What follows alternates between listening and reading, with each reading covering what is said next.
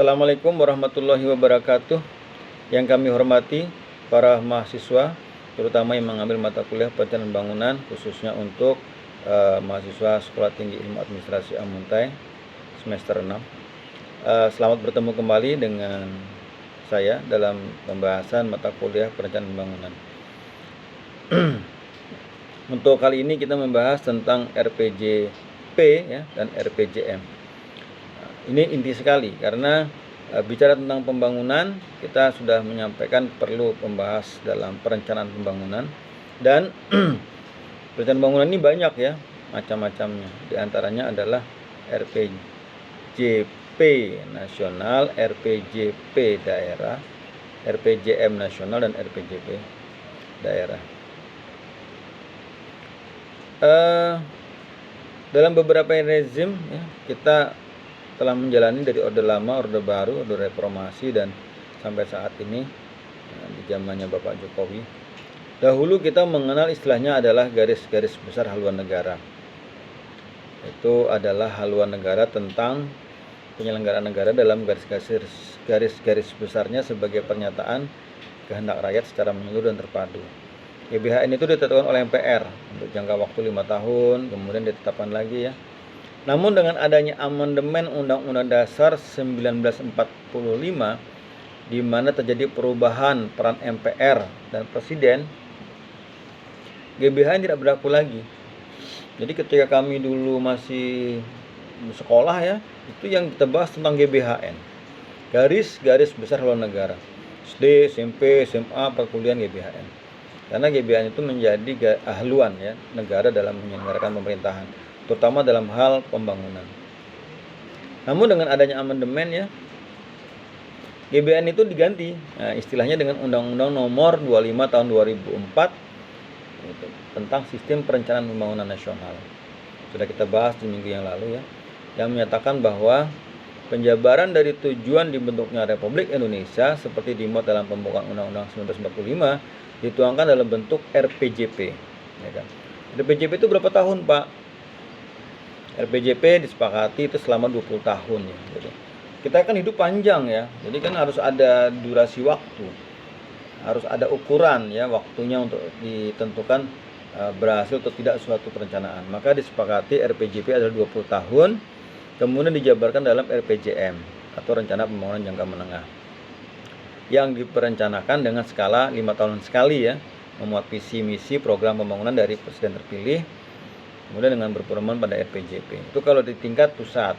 Kalau di tingkat daerah, Pemda harus menyusun sendiri RPJP dan RPJM daerah dengan merujuk kepada RPJP nasional. Jadi negara kita Republik Indonesia ini ada yang namanya pemerintah pusat, pemerintah daerah. Pemerintah pusat itu punya RPJP nasional, punya RPJM ya kan.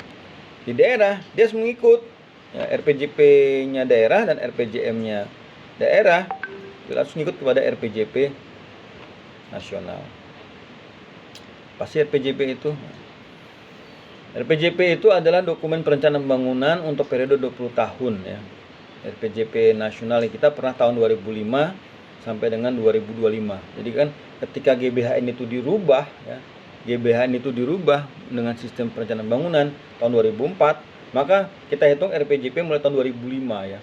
2005 ya sampai dengan 2025 diatur dalam Undang-Undang ya, Nomor 17 tahun 2007. Jadi ini kan ada Undang-Undang Nomor 17 tahun 2007 tentang RPJP.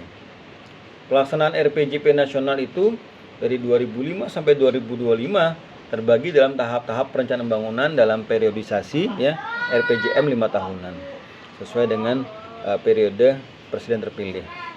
Kemudian RPJM tadi ya disusun dengan merupakan penjabaran visi misi dan program Presiden terpilih.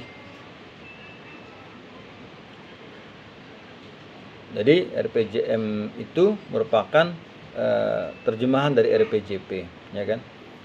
RPJP.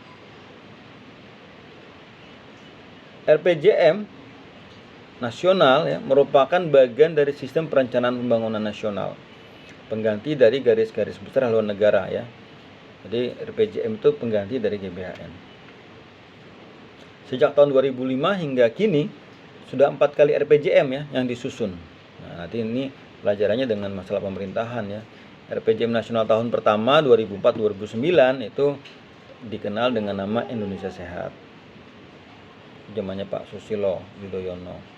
RPJM nasional yang kedua 2010-2014 dikenal sebagai Indonesia Smart ya, era Susilo yang kedua. RPJM nasional ketiga tahun 2015 ya sampai 2019 dikenal sebagai Nawacita ya, era Presiden Jokowi. Dan sekarang lanjut yang berikutnya adalah 2020-2024. Itu kalau 5 tahunan. Nah, sedangkan kita kerjanya 1 tahunan. Maka dibuat namanya RKP. Rencana Kerja Pemerintah adalah rencana pembangunan tahunan nasional yang memuat prioritas pembangunan nasional, rancangan kerangka ekonomi makro yang mencakup gambaran perekonomian secara menyeluruh, termasuk arah kebijakan fiskal serta program kementerian, lintas kementerian, kewilayahan ya. Dan ini merupakan pedoman bagi penyusunan APBN. RPJP daerah gimana Pak? Kan gitu ya. RPJP daerah adalah dokumen perencanaan pembangunan daerah untuk periode 20 tahun. Ya kan. Memuat visi misi, ya kan. Dan arah pembangunan jangka panjang daerah mengacu kepada RPJP nasional. Demikian juga dengan RPJM daerah. Kemudian mekanismenya ya, kita memiliki yang namanya musren, musyawarah perencanaan. Musrenbang, musyawarah perencanaan pembangunan ya, adalah forum antar pelaku dalam rangka menyusun rencana pembangunan nasional dan rencana pembangunan daerah. Musrenbang diatur dalam Undang-Undang Nomor 25 Tahun 2004 tentang Sistem Perencanaan Pembangunan Nasional. Sudah kita bahas di minggu yang kemarin ya. Dan diatur oleh Menteri ya, Bappenas untuk tingkat nasional dan Bapeda untuk tingkat daerah. Perkembangan perencanaan partisipatif bermula dari kesadaran bahwa kinerja sebuah prakarsa sangat ditentukan oleh semua pihak yang terkait ya, dengan prakarsa tersebut. Semua pihak yang terkait selanjutnya dikenal dengan istilah pemangku kepentingan atau stakeholder. Komitmen semua pemangku kepentingan adalah kunci keberhasilan program dan diyakini bahwa besarnya komitmen ini tergantung kepada sejauh mana mereka terlibat dalam proses perencanaan. Indonesia ini negara yang besar, rumah tangga yang besar, penduduknya ratusan juta, wilayahnya jutaan kilometer, macam-macam ya, heterogen kita ini. Kemauannya macam-macam, kebutuhannya macam-macam, kepentingannya macam-macam. Sehingga perlu kita satukan dalam suatu konsep namanya perencanaan pembangunan nasional. Perencanaan pembangunan nasional itu sebetulnya adalah gabungan dari perencanaan pembangunan daerah se-Indonesia. Maka kita perlu namanya itu mengembangkan yang namanya musyawarah perencanaan pembangunan. Kenapa? Karena kita mengacu adanya paradigma tentang partisipatif ya. Rakyat juga ingin terlibat di sana. Karena dengan stakeholder itu terlibat seberataan ya semuanya, maka keberhasilan program itu insya Allah lebih besar persentasenya. Dalam sistem perencanaan pembangunan nasional ya, perencanaan partisipatif diwujudkan antara lain melalui musrenbang. Nah, jadi ada namanya kita itu menggali ya. Ada yang namanya top down, ada bottom up. Jadi kita ada konsep bottom top down, ada juga bottom up. Sehingga ketemu nih antara kemauannya orang atas dan kemauannya para masyarakat. Musrenbang itu panjang ya ceritanya ya. Jadi dari musrenbang desa, musrenbang kecamatan, musrenbang kabupaten, musrenbang provinsi dan sampai kepada musrenbang nasional. Saya lampirkan di sana tentang tata cara musrenbang desa ya. Dan juga ada tentang perpres tata cara penyusunan perencanaan. Penting sekali ya, saya lihat banyak masih daerah atau desa atau kecamatan yang mungkin tidak sepenuhnya menyelenggarakan musrenbang ini. Padahal ini penting sekali, bukan formalitas ya, tapi ini adalah suatu media ya untuk semua stakeholder itu bertemu, berdiskusi apa yang dibutuhkan bersama-sama. Jadi dengan adanya musrenbang ini kita bisa menyusun segala sesuatu itu dengan indikator yang jelas. Kemudian saya bicara tentang pemerintahan daerah ya. Jadi pemerintahan daerah ini Indonesia itu yang mana sebetulnya? Negara Kesatuan Republik Indonesia itu yang mana? Pemerintah pusat yang mana sebetulnya? Maka kita nyatakan sebetulnya Negara Kesatuan Republik Indonesia itu adalah gabungan ya, kumpulan, himpunan dari pemerintah daerah se-Indonesia. Baik pemerintah daerah provinsi, pemerintah daerah kabupaten maupun kecamatan dan desa. Maka itulah menjelma menjadi Negara Kesatuan Republik Indonesia. Penyelenggara pemerintahan yang pusat ya, itu yang mengelola Organisasi Negara Kesatuan Republik Indonesia. Sementara untuk tingkat daerah ada namanya pemerintah daerah. Kemudian pemerintah daerah sama memiliki kewajiban ya dalam rangka perencanaan bangunan. Dan di era otonomi daerah ya, di era otonomi daerah kita mendelegasikan ya urusan. Dulu semuanya dikelola oleh pusat, lalu kita delegasikan karena otonomi kepada daerah. Kecuali urusan politik luar negeri, mungkin politik luar negeri tadi ya. Kemudian pertahanan oleh Kementerian Pertahanan, keamanan oleh kepolisian, keagamaan oleh Kementerian Agama, fiskal oleh Kementerian Keuangan, moneter ya oleh Bank Indonesia, dan justisi oleh Kejaksaan Agung dan Mahkamah Agung. Nah, ini yang masih dipegang oleh pemerintah pusat. Tapi kalau urusan lainnya itu diserahkan kepada daerah. Diserahkan kepada pemerintah daerah. Diserahkan secara otonomi untuk dikelola, dibangun, direncanakan. Paham ya? Pemerintah pusat ada pemerintah daerah.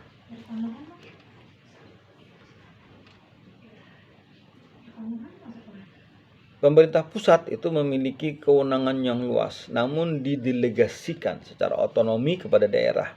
Kecuali ada beberapa memang urusan yang masih dipegang pusat, walaupun bukan urusan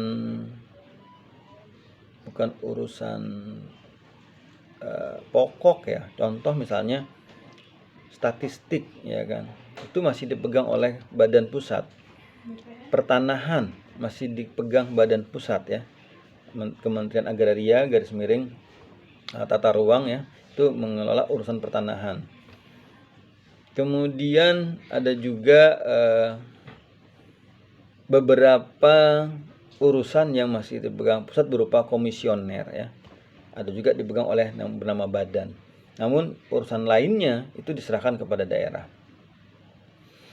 Mungkin ada kekhawatiran pusat kalau pertanahan itu diserahkan ke daerah, nanti masing-masing mengkapling ya. Jadi ini tanahnya Kalimantan, ini tanahnya Sumatera, tanahnya Sulawesi, sehingga kesannya nanti kita menjadi negara bagian. Tapi itu nanti tata negara yang membahasnya. Kita bicara tentang perencanaan bangunannya.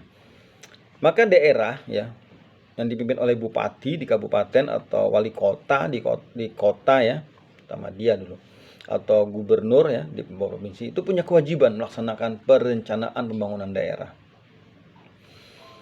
Nanti akan kita bahas di pertemuan berikutnya tentang instansi di daerah, yaitu Bapeda, Badan Perencanaan Pembangunan Daerah ya, bersama dinas-dinas terkaitnya yang melaksanakan.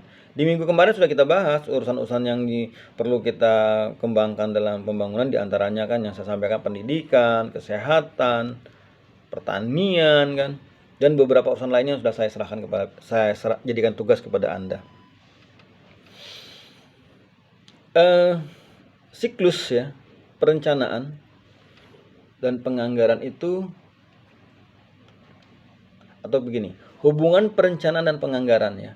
Pemerintah Indonesia memiliki siklus perencanaan dan penganggaran tahunan yang dimulai 1 Januari sampai dengan 31 Desember. Pemerintah juga berhubungan dengan parlemen dalam penentuan APBN. Siklusnya ya dimulai dari sebelum tahun anggaran ya kan. Ini contoh saya menyampaikan siklusnya ya. T-1. Januari Presiden menetapkan arah kebijakan dan prioritas pembangunan nasional. Februari penyusunan perkiraan kapasitas fiskal. Maret itu penyampaian pagu indikatif dan rancangan awal rencana kerja pemerintah. April mulai melaksanakan musyawarah perencanaan pembangunan nasional. Mei penerbitan peraturan pemerintah tentang rencana kerja pemerintah. Juni penyampaian pagu anggaran, Juli penyelesaian penelaan rencana kerja anggaran kementerian, Agustus penyampaian nota keuangan, rancangan APBN dan rancangan undang-undang APBN di DPR. September Oktober penyelesaian pembahasan rancangan APBN, November penetapan alokasi anggaran, Desember pengesahan dokumen pelaksanaan anggaran atau DIPA oleh Menteri Keuangan. Selesai, lalu masuk ke tahun anggarannya. Nah, jadi kalau itu misalnya dilaksanakan tahun 2000, maka 2001 ada tahun anggarannya. Tahun anggaran APBD seperti halnya juga APBN meliputi 1 tahun anggaran ya, mulai dari tanggal Januari sampai dengan 31 Desember. APBD terdiri atas anggaran pendapatan, ya kan, dan juga diantaranya pendapatan hasil daerah ya, pajak, retribusi, hasil pengelolaan kekayaan daerah, dan penerimaan lainnya. Anggaran pendapatan dan belanja daerah adalah rencana keuangan tahunan pemerintah daerah di Indonesia yang disetujui oleh DPRD. APBD ditetapkan dengan peraturan daerah. APBD itu apa aja Pak isinya Pak? Wah, panjang lebar ini, ya kan? APBD itu apa nanti kita bahas tersendiri, tapi secara singkat ya. APBD itu terdiri atas pendapatan dan juga terdiri atas anggaran belanja dan juga pembiayaan. Fungsinya apa APBD? Fungsi APBD adalah fungsi otorisasi, bermakna bahwa anggaran daerah menjadi dasar untuk merealisasikan pendapatan dan belanja pada tahun bersangkutan. Juga sebagai fungsi perencanaan, bermakna bahwa anggaran daerah menjadi pedoman dan manajemen dalam kegiatan pembangunan. Dan juga untuk fungsi pengawasan ya. Baik, nanti untuk APBD, APBN akan kita bahas lebih lanjut ya. Nah, kemudian saya ingin menyatakan kepada Anda bahwa pembangunan ini sangat rumit ya, melibatkan sumber daya yang banyak, melibatkan sumber daya metode, mesin, material, market ya, dan sebagainya. Sehingga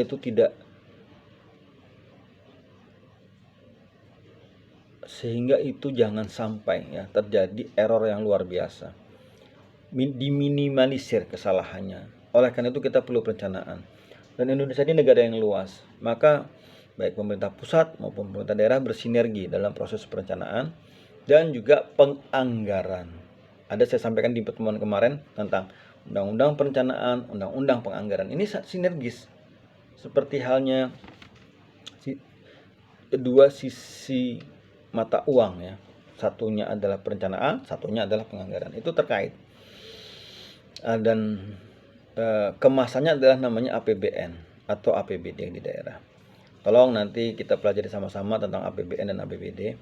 Beberapa bahan telah saya sampaikan kepada Anda ya.